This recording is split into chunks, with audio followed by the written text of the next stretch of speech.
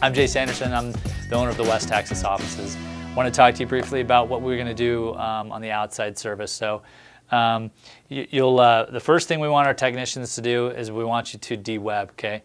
So there's a few reasons for that. The first is that you can kind of treat it as an inspection while you have your web pull out. You can also be looking around while you're treating, okay?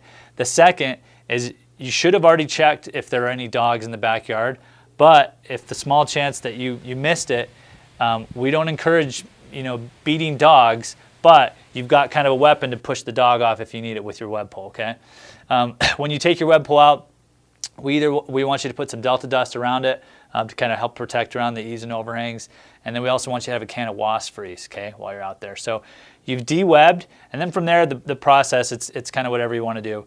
If there are weep holes in the house or cracks and crevices around the outside, we want you to inject with the bellows duster. We want you to inject Delta dust inside those weep holes. Okay, that's a really important part of the service. We want you to spray around the perimeter. You need to know the product that you're using. Okay, if you're using Termidor, it's only a foot up and a foot out. If it's a different type of product, you can go a little bit higher, you can go a little bit lower. Okay, so know your product when you're spraying it. But typically, if it's in a product other than Termidor, it's about 2 to 3 feet up, 2 to 3 feet out. You're going to granulate usually about 5 to 10 feet around the perimeter. You're just kind of extending that barrier that you've done with the spray, okay?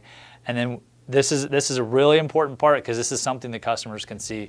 We want you out looking for individual ant mounds and treating them.